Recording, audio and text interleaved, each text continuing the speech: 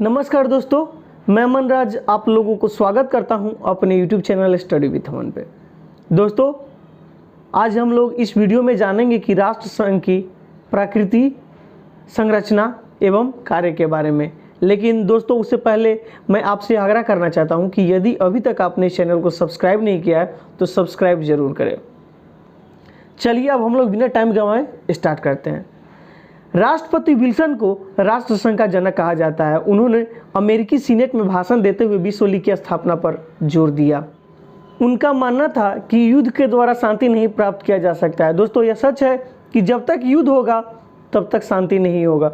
अतः उन्होंने एक ऐसे संगठन बनाने पर जोर दिया जिसका आधार ही राष्ट्रों की समानता, आपसी सहयोग और पारस्परिक सम्मान हो। यानी सभी देशों को एक समान समझा जाना चाहिए, जिसमें सभी देशों का सहयोग हो, किसी के भी साथ भेदभाव नहीं किया जा सके।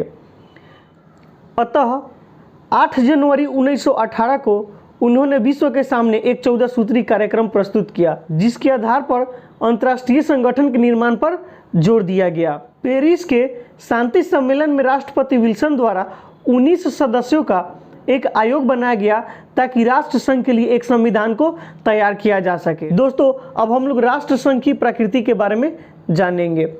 राष्ट्र संघ की प्रकृति की विवेचना करते हुए ऑर्गेनेस्की ने लिखा है, यह स्पष्टता समझ लेना चाहिए कि राष्ट्र संघ अंतर्राष्ट्रीय सरकार नहीं थी।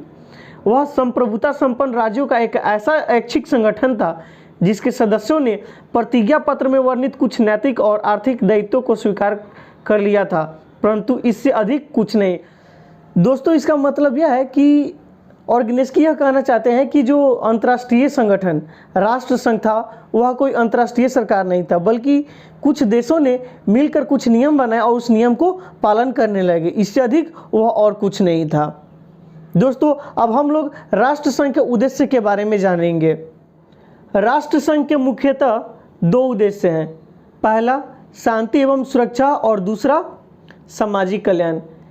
इसके साथ ही अब हम लोग इसके अध्ययन से प्राप्त हुए उद्देश्यों के बारे में जानेंगे पॉइंट के माध्यम से। पॉइंट नंबर 1, युद्धों का रोकथाम, यानी युद्ध ना हो इसका देखना भी राष्ट्र संघ का ही काम है।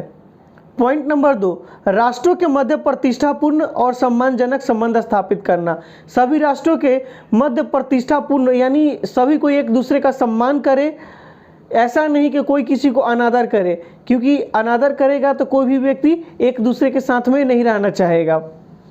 इसलिए प्रतिष्ठापूर्ण और सम्मानजनक संबंध स्थापित करना भी राष्ट्र संघ का काम है, ताकि आपसी फूट ना हो। पॉइंट नंबर 3, राष्ट्रों द्वारा सभी अंतर्राष्ट्रीय संधियों और समझौतों का सम्मान करना और पालन करना। यानी जितना भी राष्ट्र है जो उस संधि या समझौता पे हस्ताक्षर किए हैं या शामिल हुए हैं, उनका यह कर्तव्य है कि वह जो संधि का नियम है उनको पालन करे। पॉइंट नंबर 4, सशस्त्रीकरण को सीमित करना, यानी ज़्यादा शस्त्र न बने इस पर भी ध्यान देना है, क्योंकि शस्त्र बनेगा तो जैसे ही एक देश दूसरे देश से शक्तिशाली होगा तो वह चाहेगा कि वह देश उसके अंडर में आ जाए, और इससे क्या होगा, युद्ध शुरू हो जाएगा और अशांति हो जाएगा। पॉइंट नंबर 5, अंतर्राष्ट्रीय सहयोग को प्रोत्साहित करना तथा अंतर्राष्ट्रीय शांति एवं सुरक्षा को बनाए रखना। दोस्तों, आपसी सहयोग तो सब कोई करता ही है, लेकिन हमें इसके साथ ही अंतर्राष्ट्रीय स्तर पर भी एक देश दूसरे देश का मदद करे, उसके साथ ही उसको प्रोत्साहित करना यह भी जरूरी है। अतः यह भी करना राष्ट्र संघ का एक उद्देश्य ही है। दोस्तों, अब हम लोग राष्ट्र संघ की सदस्यता के बारे में जानेंगे। प्रारंभ में जब राष्ट्र संघ का शुरुआत हुआ तो उस समय इसमें कुल 52 सदस्य थे, लेकिन धीरे धीरे यह बढ़कर 57 हो गए। राष्ट्र संघ में 3 प्रकार के सदस्य थे, जिसे हम लोग पॉइंट के माध्यम से जानेंगे। वे राष्ट्र जो इसके मौलिक सदस्य थे, इनकी संख्या 32 थी, यानी जब बना उसी समय में 32 राष्ट्र थे जो वे मौलिक सदस्य थे। पॉइंट नंबर 2, आमंत्रित राष्ट्र जिनकी संख्या 13 थी, और 13 राष्ट्र ऐसे थे जिन्हें बुलाया गया, आइए और इस संगठन में शामिल होइए। पॉइंट नंबर 3, समझौता पत्र लागू होने के बाद बनाए गए सदस्य राष्ट्र, यानी जब समझौता पत्र लागू हो गया उसके बाद में बनाए गए सदस्य राष्ट्र। 1 अप्रैल 1920 में राष्ट्रसंघ के 42 राष्ट्र सदस्य थे और 21 बाद में शामिल हुए।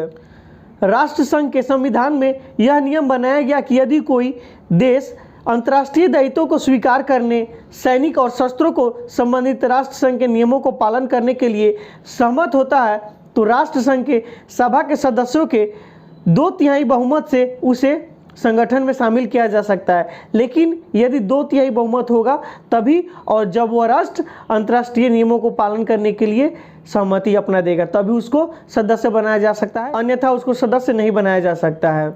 दोस्तों, अब हम लोग राष्ट्रसंघ की सदस्यता का प्रत्याहरण के बारे में जानेंगे, यानी कोई देश कब राष्ट्रसंघ से हट सकता है।